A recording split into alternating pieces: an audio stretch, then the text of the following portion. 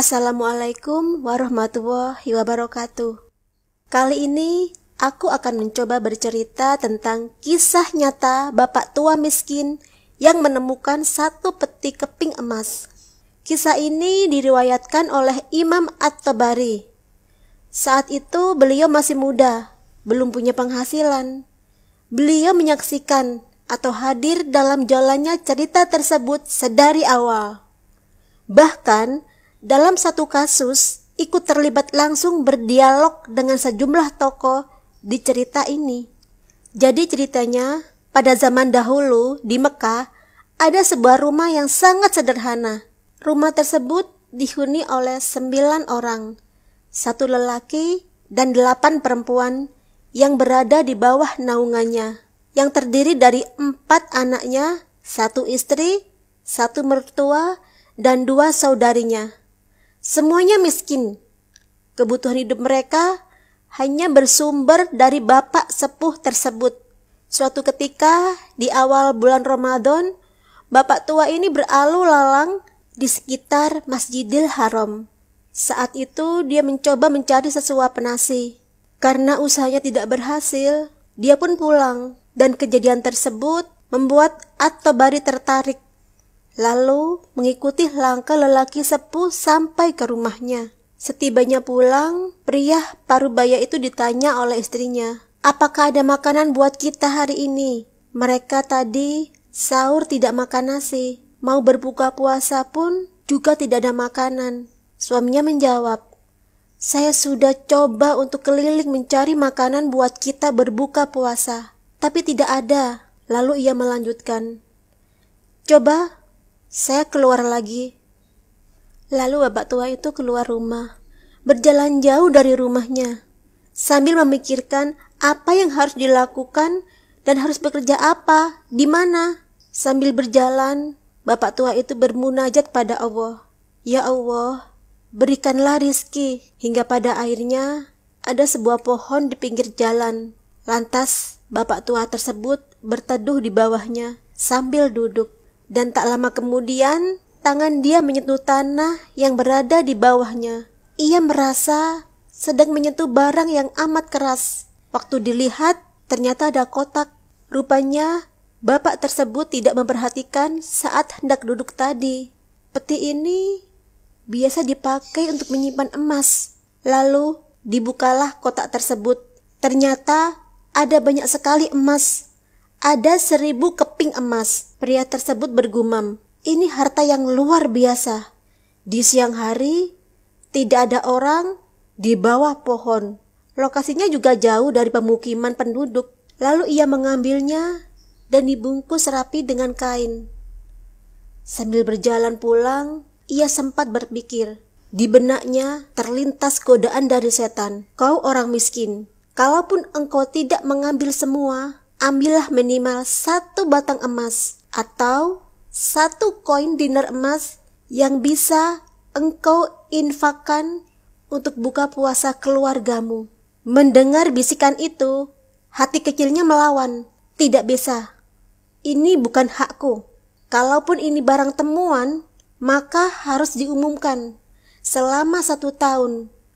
Kalau 1 tahun tidak ada bukti siapa pemilik sahnya, baru bisa dimiliki." Tekadnya sudah mantap. Setibanya di rumah, lelaki tersebut berencana untuk tidak memberitahukan istrinya tentang barang temuan tersebut. Tetapi istrinya berkata, "Apa yang kau bawa itu? Apakah kau membawa bekal buat kami?" Lelaki itu menjawab, tidak ada."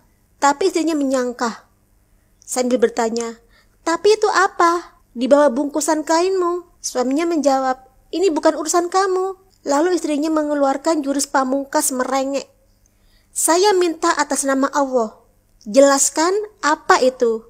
Disebabkan si istri membawa nama Allah, akhirnya suami tidak berkutik. Lalu sang suami menceritakan kejadian sebenarnya yang telah ia alami saat keluar rumah tadi. Istrinya yang perempuan miskin mendengar ada emas langsung bersemangat. Perempuan kaya saja mendengar emas matanya langsung berbinar. Apalagi yang susah. Sungguh perhiasan dunia kadang menutup hati. Dan tanpa basa-basi, sang istri mengatakan, "Kalau begitu, kita bisa gunakan." karena kita orang miskin, dan itu adalah harta yang kau temukan. Sang suami dengan tegas menjawab, tidak, demi Allah. Kalaupun ini bisa kita gunakan setelah 1 tahun, tapi setelah kita iklankan, tidak boleh sembarangan. Dan seakan tak terima, istrinya menyangga. Kalau begitu minimal ambil 1 keping dinar. Kita bisa pakai buat buka puasa. Kita ini miskin dan itu halal buat kita. Tidak apa-apa, ambil 1. Ingat suamiku, 8 orang harus kau naungi sekarang. Tetapi lelaki sepuh tersebut dengan mantap menjawab, tidak, demi Allah, kalau kau seandainya sentuh kotak ini, lalu ada yang kau ambil, demi Allah, kau akan saya ceraikan. Mengetahui ketegasan suaminya, perempuan itu kaget dengan kata-kata belahan hatinya. Dia melihat keseriusan suaminya, sehingga dia tidak berani. Akhirnya, disimpanlah rapat-rapat peti emas itu. Akibatnya, saat berbuka puasa, mereka makan dengan seadanya, berupa air putih dan roti kering yang keras. Dan keesokan harinya, selepas sholat subuh, di Masjidil Haram kota Mekah, orang tua tersebut keluar. Kemudian di sekitar situ, di sekitar Masjidil Haram, dia melihat ada orang Khurasan yang datang lalu naik di atas batu. Pria Khurasan tersebut berteriak, wahai muslimin, wahai orang-orang yang sedang umroh, wahai hamba-hamba Allah, saya kehilangan sebuah kotak isinya 1000 dinar emas. Siapa yang menemukan, tolong kembalikan pada saya. Dan semoga Allah balas kebaikannya dengan pahala dan pengampunan dosa, ujar pria tersebut. Mendengar teriakan orang Khurasan tersebut, lelaki tua itu mendekati sambil berkata, wahai orang Khurasan, kalau ada orang yang temukan, berapa kau kasih dia? Mengetahui pertanyaan itu, ia menjawab, berapa kira-kira dia minta? Bapak tua miskin itu menjawab, minimal kau kasih dia setengahnya. Lelaki Khurasan menolak, tidak bisa. Lelaki tua itu pantang menyerah sambil menawar, kalau begitu kasihlah beberapa yang kau mau, mungkin 10%. Orang Khurasan tersebut menjawab, di luar dugaan, jawabannya tidak bisa. Ia kembalikan karena Allah dan saya doakan supaya dapat pahala di sisi Allah, jawab lelaki Khurasan tersebut. Dan tak begitu lama, bapak tua itu pulang ke rumahnya. Lantas, dia memberitahukannya pada istrinya. Wahai istriku, aku sudah temukan pemilik emas ini. Dengan semangat istrinya berucap, alhamdulillah kalau begitu. Bagaimana perkembangannya? Dan suaminya menjawab, tapi saya minta pada dia supaya dia bayar sesuatu. Terus, negosiasi dia tanya, mau berapa? Saya katakan, kalau setengahnya, dia menolak. Sepertiganya, dia juga menolak. Sampai terakhir saya katakan 1/10-nya. Dia juga tidak mau. Dia hanya mau mendoakan saja. Seakan tak terima, istrinya berujar, coba kau kembalikan ke dia. Siapa tahu dia masih mau negosiasi. Karena sependapat dengan istrinya, lelaki tua itu berkata, baiklah. Dan keesokan harinya, dia kembali ke tempat orang Khurasan tersebut. Dan dilihatnya orang Khurasan tersebut masih menaiki batu sambil berteriak, siapa yang menemukan kotak emas? Lalu dia berkata, wahai orang Khurasan, saya sudah bilang pada kau kemarin, berilah upah. Mungkin kalau kau tawarkan upah orangnya mau mengembalikan. Lalu pria Khurasan bertanya, berapa paman saya kasih? Pria tua itu berkata, saya bilang seperti kemarin, 1/10. Orang Khurasan mengatakan, tidak, saya tidak mau.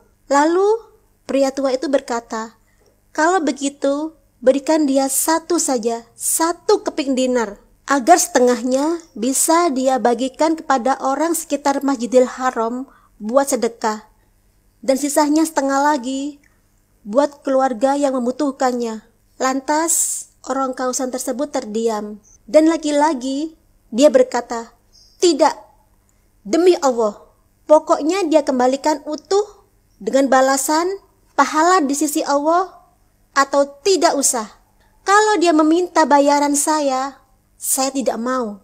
Dengan lunglai, pria itu kembali lagi ke rumahnya.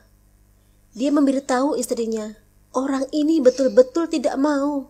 1 keping dinar pun dia tidak mau kasih. Dan tanpa terduga, istrinya berkata, saya sudah bertekad untuk mengembalikan. Semoga Allah menyelesaikan masalah kita. Lalu di hari berikutnya, orang tua itu kembali lagi ke Masjidil Haram, bertemu kembali dengan pemilik dinar tersebut. Ia berkata, wahai orang Khurasan, kau mau petimu? Aku tahu di mana petimu itu.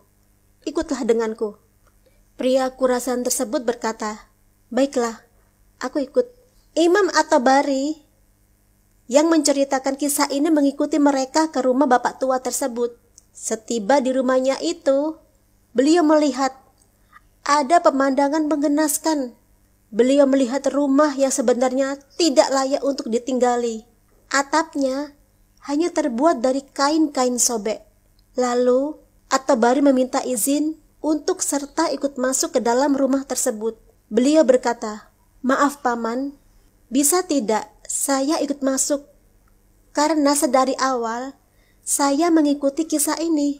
Pria tua itu mengizinkan, masuklah. Waktu masuk, At-Tabari menceritakan bahwa rumah itu tidak ada sama sekali karpet. Tidak ada apa-apa, kosong melompong.